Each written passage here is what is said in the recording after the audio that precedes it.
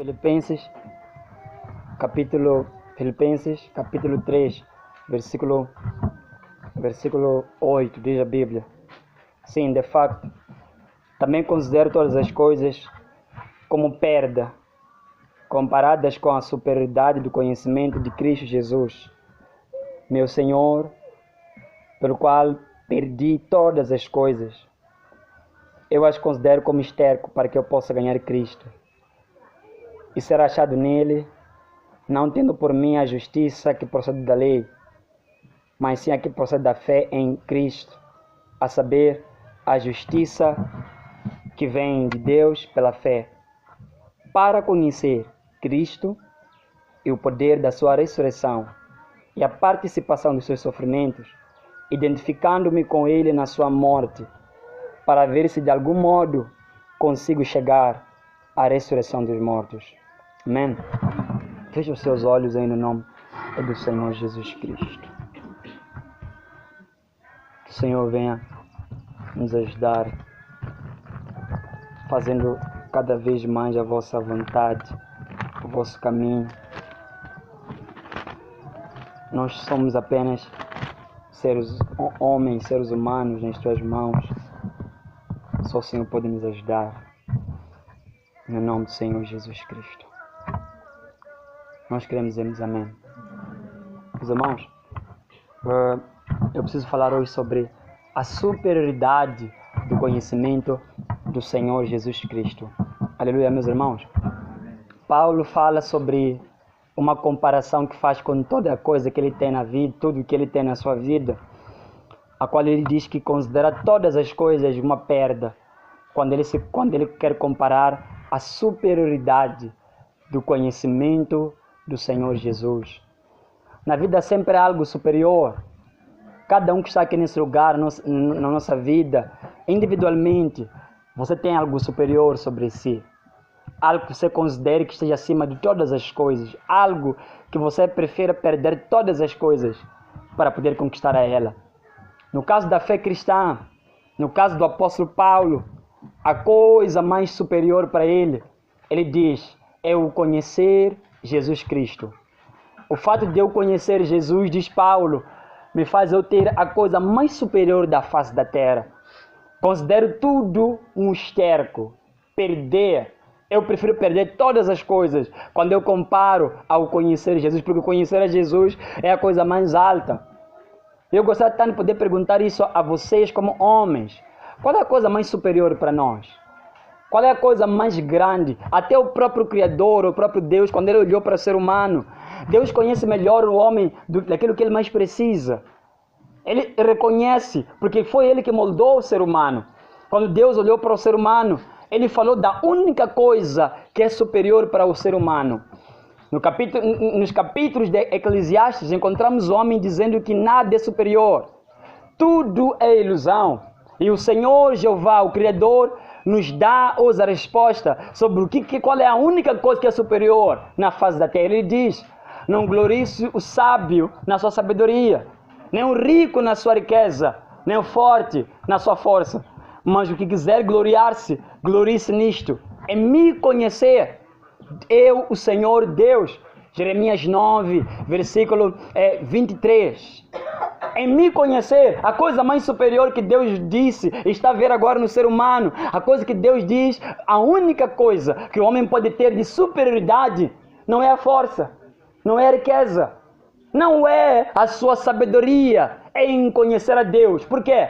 Jesus disse em diversos momentos, dizendo o seguinte, em livro de João 17, 25, Senhor, Pai Santo, o mundo não te conhece. Jesus afirmou, João capítulo 17, versículo 25, o mundo não o conhece a ti, o mundo não o conhece.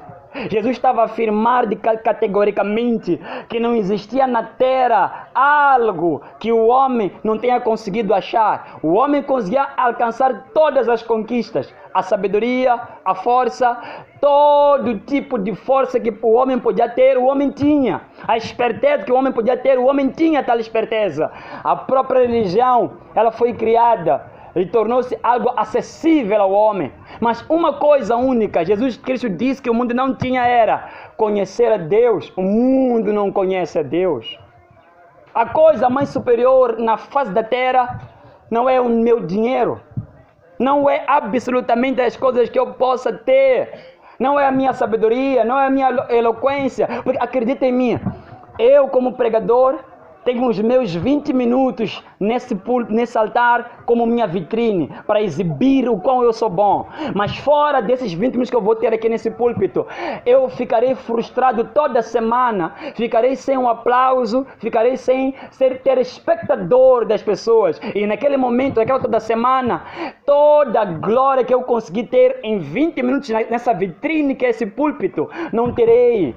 E eu me encontrarei como o homem mais fraco e como o homem mais vazio que existe. Porque isso não preenche. Não preenche absolutamente o homem. A única coisa que consegue preencher o homem, mesmo o próprio dinheiro, nós temos e perdemos. Nós temos a sabedoria, mas mesmo tendo a sabedoria, não temos oportunidade de onde expor a sabedoria. Quem vai te aplaudir? E por mais que você tenha, ela acabará, ela desaparecerá um dia. A grande questão, qual é a coisa que fica como a única coisa que é superior? Paulo nos dá a resposta, Filipenses 3:8. Comparado à superioridade do conhecimento do nosso Senhor Jesus Cristo, eu considero todas as coisas um esterco. Ao comparar o conhecimento de Jesus, eu considero como se fosse a coisa mais grande na face da terra, a qual eu aceitei me tornar escravo, porque conheci Jesus. Era o caminho de conhecer ao Senhor Jesus Cristo. Muitos de vocês podem não entender, mas existe uma razão pela qual as coisas superiores existem. No mundo inteiro existem coisas superiores. Existem coisas superiores. Por que elas existem, as coisas superiores? Primeiro, as coisas superiores existem porque elas não são tocáveis, elas são intocáveis. O próprio Satanás, quando foi ter com Deus, falando sobre Jó, podia pedir tudo, mas nunca podia pedir tocar a fé dele, porque era a única coisa inegociável, era a única coisa que não se podia comprar, a fé que Jó tinha.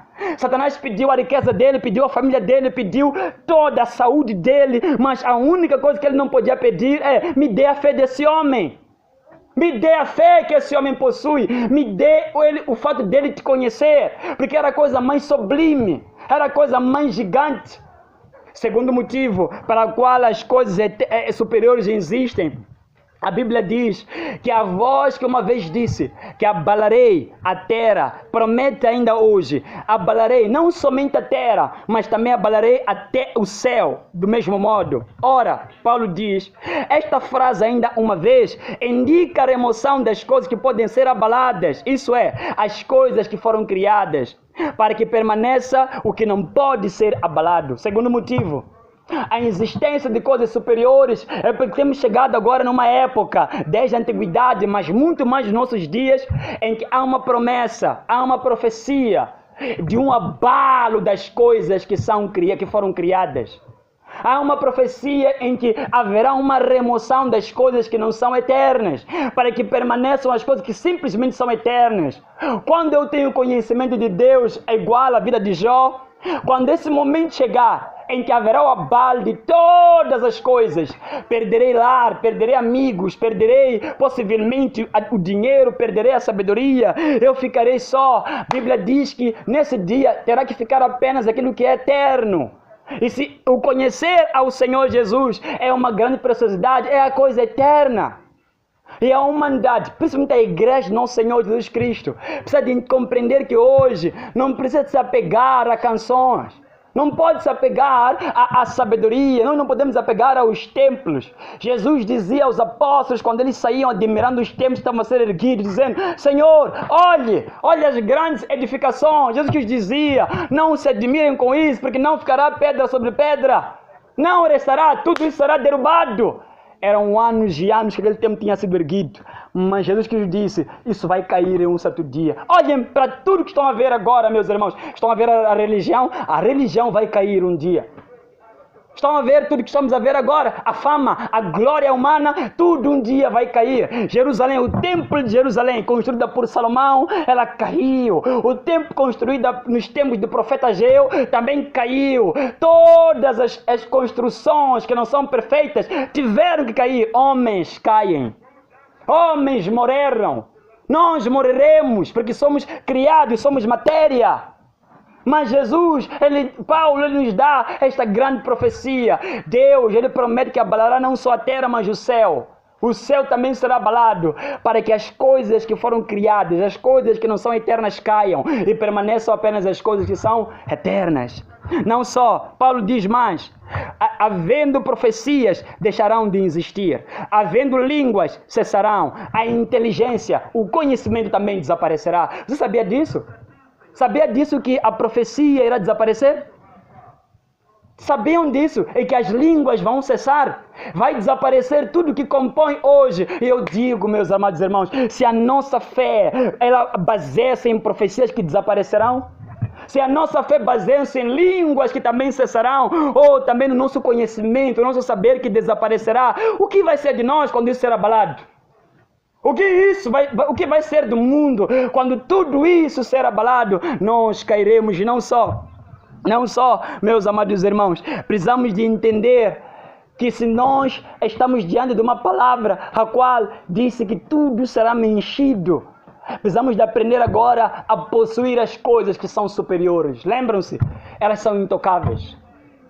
O conhecimento do Senhor Jesus Cristo para Paulo era a coisa mais superior da face da terra. Não se comparava a nada. Tenho o título. Ele acaba um dia. O título acaba um dia. A alegria que o homem pode ter por estar a se alimentar agora, um dia poderá acabar. Um dia não. Em questão de segundos e minutos isso desaparecerá. Porque não é eterno. Uma única coisa Jesus Cristo está a colocar agora diante de nós como uma coisa que para os cristãos deve ser eterna. Uma busca mais superior, a coisa mais superior, a superioridade do conhecer ao Senhor Jesus Cristo. Vocês imaginam Deus chegando a dizer que eu ridicularizo a vossa sabedoria? Eu vou ridicularizar as vossas línguas, as vossas profecias. Isso para mim não me diz nada. Isso vai desaparecer. Como igreja, aprendam a buscar e a obter coisas superiores. Amém, meus irmãos? Paulo, ele orienta a igreja dizendo o seguinte: busquem com zelo o melhor dom. Claro, ele está falando agora sobre os dons, mas eu preciso usar isso agora para falar das coisas que temos que buscar. 1 Coríntios 12, versículo 31, Paulo orienta a igreja: busque com zelo o melhor dom. E não só, no capítulo 13 de 1 Coríntios ele começa dizendo: agora eu vou vos mostrar o caminho mais excelente. Eu vou vos mostrar agora qual é o caminho mais excelente. Busquem com zelo o melhor dom. Por que Paulo está falando sobre buscar com zelo o melhor dom? Porque aqueles que não são bons dons possivelmente desaparecem. Possivelmente são aniquilados ou estão abaixo daqueles que são os perfeitos que virão depois. Paulo fala: eu vou vos mostrar um caminho mais excelente que deve andar por outra. Por que nós andaríamos em um caminho que não é perfeito, sendo que existe um caminho perfeito? Paulo está a recomendar à igreja: busquem com zelo o melhor dom. E eu estou vos recomendando, igreja do nosso Senhor Jesus Cristo, busquem com zelo as coisas mais superiores. E esta é a coisa mais superior da face da terra. Vocês estão a me ouvir, meus irmãos? Essa é a coisa mais superior da face da terra. Qual é essa coisa? Que conheçam a ti, Deus, o Deus verdadeiro, e que reconheçam a Jesus como seu enviado. João 17, versículo 3. Esse é o grande e excelente conhecimento. A coisa mais gigante da face da terra é quando o homem conhece a Deus. O conhecimento de Deus sobre a face da terra fará com que este homem ele ande pelo caminho mais eterno, pelo caminho mais insondável pelos homens. Hoje eu não estou muito preocupado nesse tempo contemporâneo em poder erguer minha marca. Eu não estou muito preocupado em querer erguer minha marca como pessoa, como jovem, talvez que tipo de igreja eu quero ter. Eu não estou preocupado em erguer minha marca. Eu estou preocupado em uma única coisa. Um alerta nós dizemos: está para ser abalada as estruturas não só da terra, mas do céu. A Bíblia diz isso. E a grande questão é a igreja, o povo de Deus, as pessoas, elas têm o melhor dom. Estão a optar agora pelo melhor e mais excelente caminho, que é o conhecer a Deus. Eles conhecem a Deus. O que fazer essa questão para si nessa manhã? Você conhece a Deus? Essa tinha que ser a coisa mais didática que nós temos que estar agora a trazer nos dias atuais. E me desculpem se eu vos trago tédio ou vos canso com essas minhas mensagens. Mas eu que olho no passado, a mensagem dos homens no passado era cristologia apenas, era Cristo no centro. Era Jesus, o único homem a ser apontado. O maior poder que havia na face da terra, Jesus era o maior poder. Era uma igreja cristocêntrica, apontava para o Senhor Jesus Cristo. Tudo que queríamos ter era Jesus, porque Ele provavelmente disse isso: sem mim nada podeis fazer. Nada podeis fazer. E agora eu estou vos recomendando, estou vos instruindo agora a um caminho mais excelente. O que significa conhecer a Deus? Eu acredito que há muitos de nós estamos aqui, inclusive eu, que afirmamos que conhecemos a Deus. Deixa eu te dizer uma coisa antes que eu comece a falar sobre isso. Antes de tudo, a única coisa que eu posso dizer é que a pessoa que conhece a Deus nunca mais é a mesma. Eu começaria por dizer isso.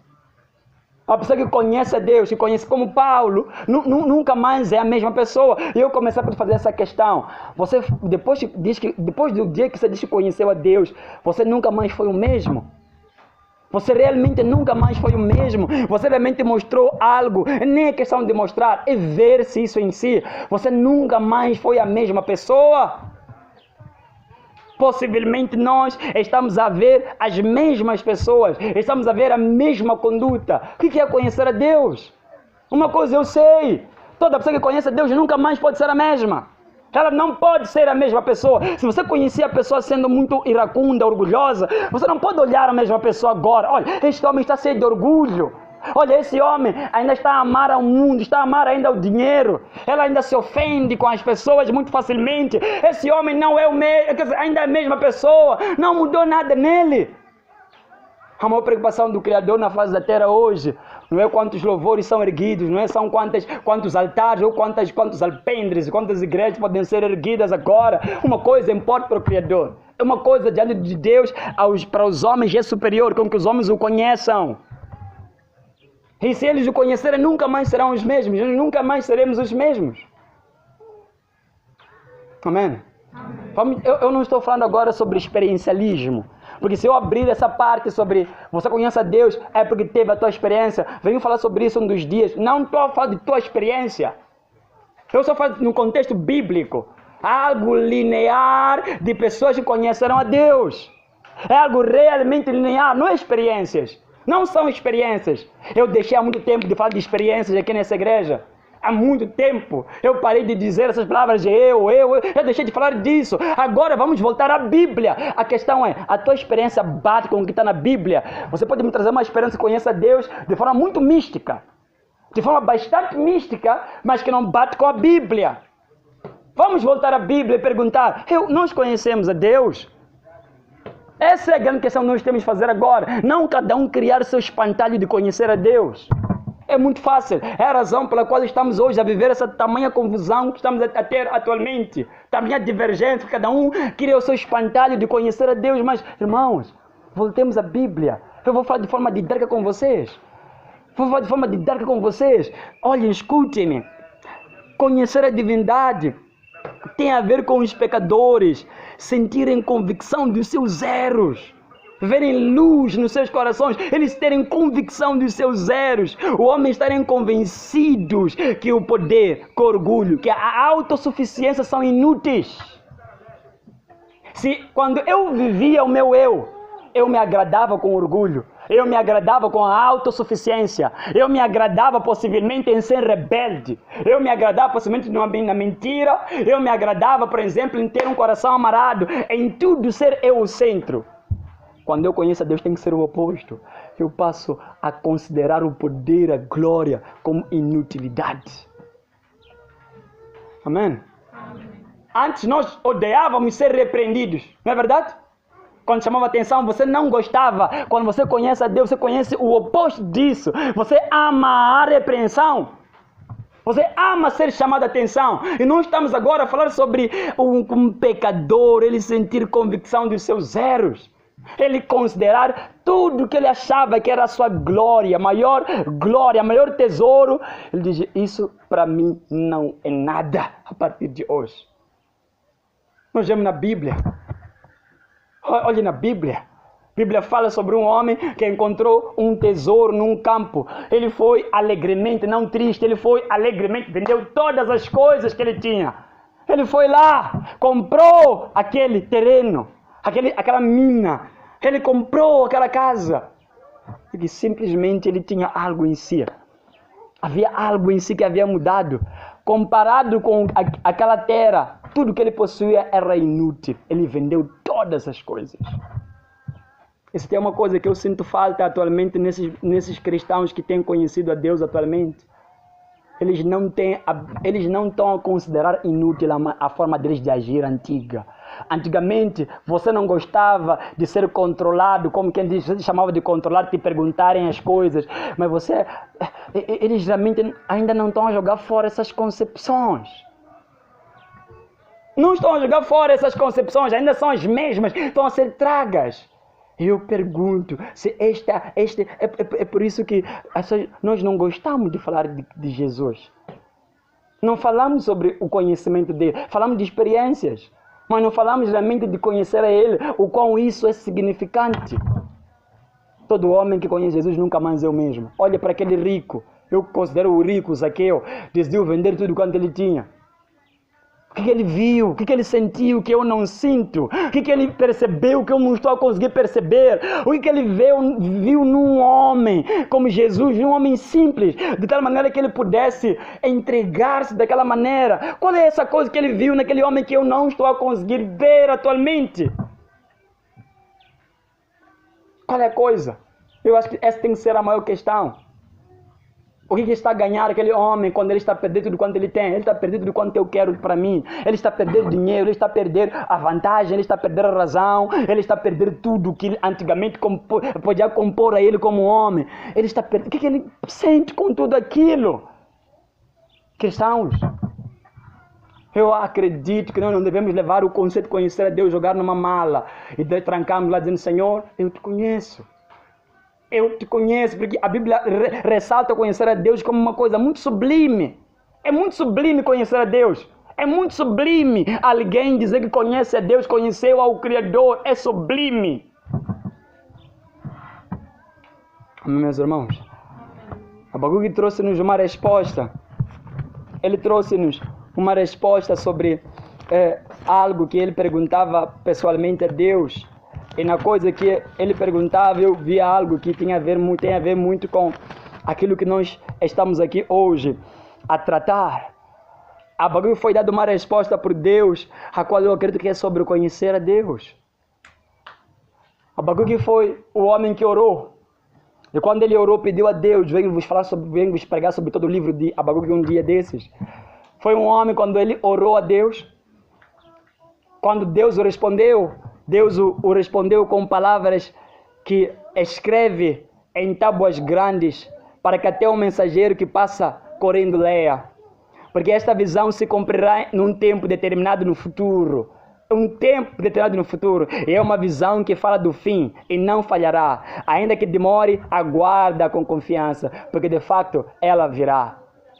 E Deus dá uma resposta a Abacuque, que eu acredito que tem a ver com aquilo que Deus disse sobre conhecer a Ele nos últimos dias. Acompanhem-me que eu vou ler para vocês neste momento. Acompanhe, diz a Bíblia. Exatamente. Não farão todos os povos, escutem bem, não farão todos os povos um provérbio e uma fase de zombaria contra o ímpio. Os povos estão a lançar provérbios, canções, palavras de zombaria contra o ímpio, dizendo: ai daquele que acumula o que não é seu, ai daquele que se enche de bens saqueados, até quando será assim? Agora, olhe para mim. Deus está falando para Abacuque que haverá um povo, é um tempo no futuro, a qual quando se erguer, vão criar provérbios, vão criar canções e apontarão para o ímpio dizendo o seguinte: olhe, aquele que acumulou tesouros mal adquiridos em sua casa. Ai de si, ó ímpio, você que acumulou tesouros mal adquiridos na sua casa. Uma questão que eu quero fazer para si. Primeiro ponto. Hoje é possível o povo levantar risos, zombar os ímpios pela riqueza que eles têm? Possivelmente não é possível, porque os cristãos estão a desejar a vida do ímpio. Eles estão a cobiçar a vida que o ímpio tem. E o ímpio hoje não é olhado como um coitado pelas pessoas. Hoje o ímpio é olhado como alguém bastante bom, bastante influente. Mas a Bíblia está dizendo o seguinte: no tempo em que virá no futuro, virá um povo que vai dizer: ai daquele que acumula, ai daquele que acumula tesouros, riquezas mal adquiridas. Pergunta assim: quem é esse povo que Deus está dizendo aqui nesse lugar? O único povo que terá capacidade de dar uma declaração dessas. Antes de eu dar a resposta. Escutem-me mais do que eu leio. Diz mais: esse povo dirá mais aos povos: para que serve a imagem esculpida por um artífice? E a imagem de fundição, que ensina a mentira? Pois o artífice confia na sua madeira, na sua própria obra, mas faz ídolos. Ai daqueles que diz a madeira, acorda, e a pedra muda, desperta. Por acaso pode o ídolo ensinar? Está coberto de ouro e prata, mas não há espírito dentro dele. Não há espírito dentro dele, mas o Senhor está no seu templo, cale diante dele toda a terra. Pegue isso. Primeiro, o povo está a rir do ímpio, a dizer o ímpio: ai de vocês que acumularam tesouros mal adquiridos. Segundo, o povo está a dizer: para que serve a imagem esculpida? É um povo a dizer isso. Um povo que é conhecido pela idolatria, o povo de Israel. Deus está a profetizar, através da boca de Abacuque, haverá um povo que vai perguntar aos ímpios: para que serve? Para que serve? É inútil ter uma pedra e ter uma madeira e chamar de Senhor. Pergunto a ti, meu amado irmão: que povo na face da terra terá capacidade de rir de ímpios com as suas riquezas? Que povo, que pessoa hoje pode rir, zombar, criar canções de zombaria contra o ímpio, contra aqueles que avançam financeiramente nessa terra? E não só um povo que há de levantar e dizer: isto não tem preço, a pedra, a madeira, só pode ser um tipo de povo. O povo que tiver conhecido a Deus. É a profecia, Abacuque capítulo 2, versículo 14, diz a Bíblia: porque assim como a terra, a água enche a terra, o conhecimento de Deus cobrirá toda a terra. Daí os povos terão que ter esse posicionamento. É por isso que eu digo que quando eu olho atualmente para esse nosso conhecimento, mas ainda cobiçamos o ímpio, não é bíblico. Na Bíblia, os ímpios são ridos pelos que são salvos e que conhecem a Deus. Na Bíblia, as pessoas que cultuam a pedras são desdenhados. As pessoas que conhecem a Deus, eles vão dizer: o que vocês acham que estão a fazer? O que vocês acham que estão a fazer cultuando a pedra, a madeira? Não há Deus, não há Espírito, não há nada dentro dessa madeira, dessa pedra. O povo dirá isso. Que povo dirá isso, meus irmãos? O povo que conhecerá ao Criador. Amém, meus irmãos? Amém. O livro de Jeremias 31, quando Deus promete que ninguém ensinará ao seu próximo, ninguém dirá ao seu próximo: conheça o Senhor. Por que vocês acham que isso vai acontecer?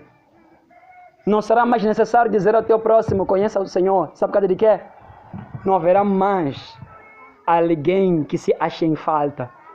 Não haverá mais ninguém que se desvie para o egoísmo. Não haverá mais ninguém que se desviará para a infâmia. Não haverá mais ninguém que poderá dobrar o joelho para uma pedra e começar a dizer: meu Deus, é uma pedra. Não haverá mais ninguém que irá e dizer o seguinte: eu cobiço ser o ímpio, cada das suas riquezas, porque todos os homens o conhecerão. Não haverá mais necessidade. Não haverá mais necessidade. E eu sinto que hoje nós estamos atrás disto que o ímpio tem. Nós, enquanto o ímpio está a viver de algo, o homem, o cristão, está a desejar as mesmas coisas que o ímpio tem. Ele quer as mesmas coisas. Abacuque nos traz uma profecia, a qual Deus disse que não havia de se cumprir nos tempos dele. Mas eu acredito, ele disse nos últimos dias, é uma profecia para o fim. Nunca se viu na face da terra, meus irmãos, alguém, um povo que chega e começa a rir dos bêbados. Começa a rir daqueles que são poderosos em dinheiro. Nunca viu. A única coisa que tem se visto são homens que têm raiva, têm ódio. Porque uns têm dinheiro, eles não têm dinheiro. Acaso o conhecimento de Deus está entre nós? Eu estou falando agora no contexto bíblico. Eu saí agora das experiências, do experiencialismo.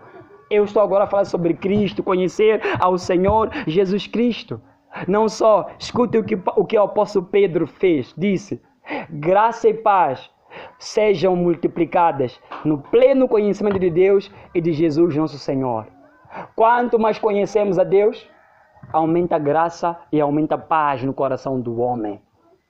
Quanto mais aumenta o meu conhecimento a Deus, Pedro está a dizer, graça e paz vos sejam multiplicadas no momento que estiverem a aumentar no conhecimento do Senhor Jesus Cristo. Aumenta cada vez mais em mim o favor, a graça de Deus. Eu conheço mais a graça de Deus, conheço mais a paz de Deus. Quanto mais eu conheço a Deus, quanto mais eu conheço ao Criador, quanto mais eu conheço ao Senhor Jesus Cristo. Eu neste momento gostaria tanto de dizer-vos uma palavra, a qual eu escrevi que quero ler para vocês. Se eu tiver o poder sem Jesus, terei a arrogância mais o poder, mas não terei, porque não tenho Jesus. Se eu tiver a unção sem Jesus, terei o orgulho mais a unção que eu pedi, porque não conheço ao Senhor Jesus. Por mais que você peça o dinheiro, você terá o orgulho mais o seu dinheiro, mas porque não conhecerá ao Senhor Jesus Cristo. Não conhecerá o Senhor Jesus Cristo. Eu aprendi, meus irmãos, com os meus pastores, quando eu estava na minha igreja ainda, que a melhor forma de ter poder, eu ouvi isso, a melhor forma de ter poder, Jacinto, busque ter Jesus dentro de si. Uma experiência que eu nunca me esqueço. Eu estava a orar num certo lugar com um dos meus pastores. Ele fitou os olhos para o demônio e perguntou ao demônio, quem sou eu? Ele perguntou para o demônio, quem sou eu? E o demônio respondeu, Jesus. O demônio respondeu para o pastor, Jesus, eu não ouvi falar, eu estava lá. O demônio olhou para o homem e não disse que estava a ver o homem que estava ali. Ele disse que estava a ver Jesus. Ele virou para mim e disse, está a ver? Eu realmente acreditei naquele dia que é o único poder. Eu falo até sobre isso. O grande segredo para termos poder para demônios não é dormir sobre as águas, não é fazer nada disso. Irmãos, é isso que está nos a tornar místicos como igreja. Cristo não está a ser o centro. Jesus não é o centro do conhecimento dos homens. É a razão pela qual que hoje em dia pessoas têm poder para deixar cair pessoas, mas não conhecem Jesus Cristo. Tiveram o poder, tiveram a unção, tiveram tudo quanto eles têm, mas não conhecem a Jesus, deixam cair pessoas, mas não têm Jesus, que é a emanação do poder e da unção. Eu estou vos recomendando hoje, meus irmãos, a buscarem o maior poder que existe na face da terra. Jesus Cristo é o maior poder. Jesus Cristo é a maior unção. Eu nunca, Deus é testemunha, entrei no meu quarto, dobrei os joelhos, levantei as mãos do Senhor, me dá poder para quando eu estender as mãos, vocês caírem com demônios. Eu nunca fiz essa oração na minha vida. Eu não sei o que é orar, pedir, Deus me dá poder para os demônios. Quando eu entrar no culto, os demônios começarem a cair. Deus é testemunha, o Espírito também é testemunha. Eu só busco Jesus Cristo em toda a minha vida. Amém? Ele é o centro. A emanação de tudo quanto eu preciso, a igreja precisa, a coisa mais eterna, o poder superior é Jesus Cristo. Eu me sinto realmente encorajado a pregar dessa maneira. Por mais que hoje pareça que não tenha muito sentido. Porque não é que todo mundo conhece a Jesus hoje. Mas é que o problema são as evidências, são as bases, não estão a ver. Nunca mais foram os mesmos vocês que conheceram ao Senhor Jesus. Nunca mais foram as mesmas pessoas. Nunca mais foram os mesmos. Depois que tiveram aquele toque. O que é conhecer? A Bíblia fala sobre Adão. Adão conheceu Eva. Claro, você sabe disso. É um contato que houve naquele momento. Quando a Bíblia fala que Adão conheceu sua esposa Eva, não é conhecer de longe, apertar a mão. Está falando sobre uma intimidade. Está falando sobre ter um contato com a mulher, para então ter lá uma semente. Conhecer a Deus é Deus tocar o homem. Deus tocar o homem. Quando Ele toca me sendo o pecador, eu sinto-me convencido dos meus próprios pecados. Eu sinto-os eu querer os abandonar. Deus tocar o homem, entrar em comunhão com o homem. Dessa forma, é a razão para a qual que até hoje algumas religiões dizem que é impossível alguém na terra conhecer a Deus. Até hoje eles afirmam isso, porque eles acreditam que é um poder muito superior conhecer a Deus. Algumas religiões é muito zelo, possivelmente que eles podem ter, eles vedaram isso. Mas nós temos o privilégio de sermos dados a entender uma coisa que Jesus Cristo disse. Esta é a vida eterna, que conheçam a Ti, Deus verdadeiro, e a mim, Jesus Cristo, a quem Tu enviaste. Conhecer a Jesus. Deixa eu dizer uma coisa, irmão.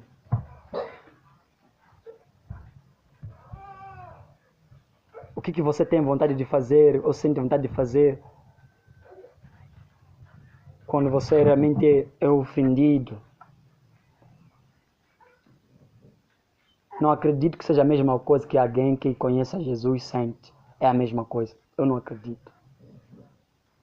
O que você sente vontade de fazer quando é para obedecer a algo e você entra pelo caminho da rebeldia, você é rebelde, reguila?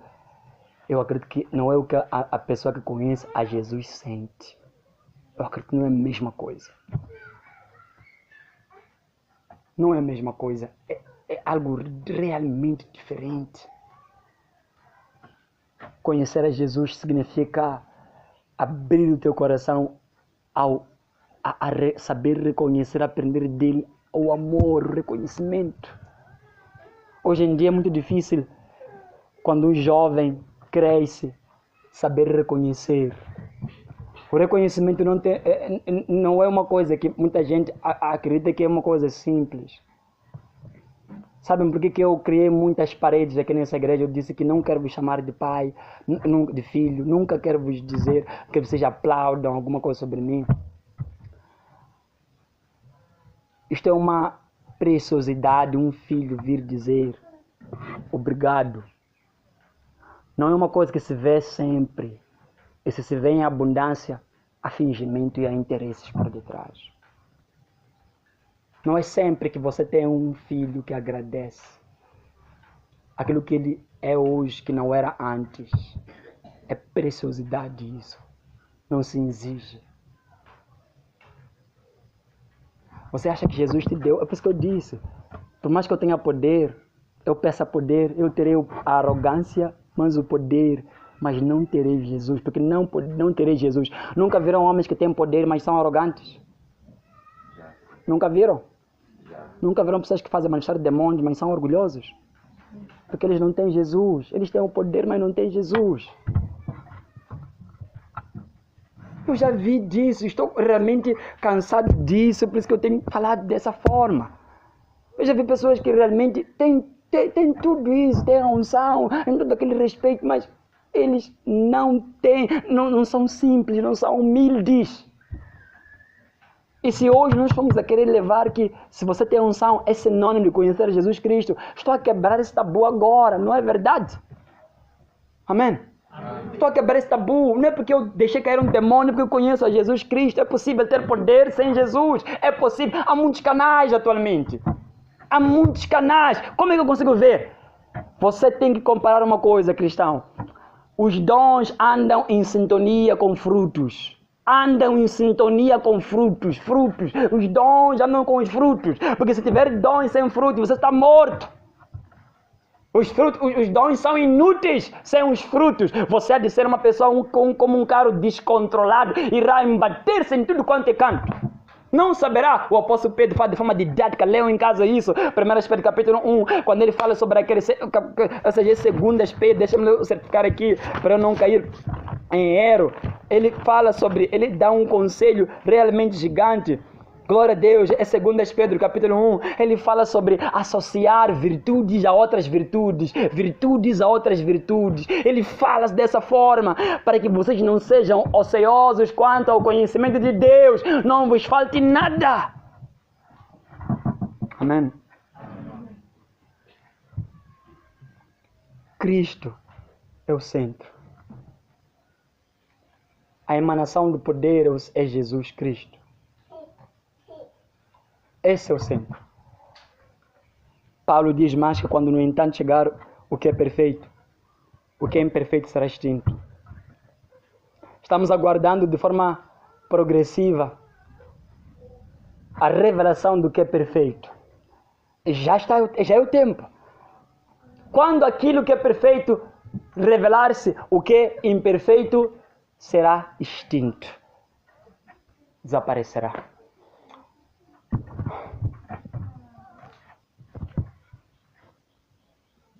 Aquilo que é imperfeito, tua comunhão com Deus, a tua fé realmente é perfeita, é uma fé que foi forjada. Jesus aprendeu a obedecer por meio das coisas que ele sofreu. Nós temos cristãos que estão aqui que dizem que obedecem, mas não sabem dizer como é que eles conseguem aprender a obedecer. Jesus, que a Bíblia diz, o Filho de Deus aprendeu a obedecer através das coisas que ele sofreu. Ele sofreu para aprender a obedecer ao Pai.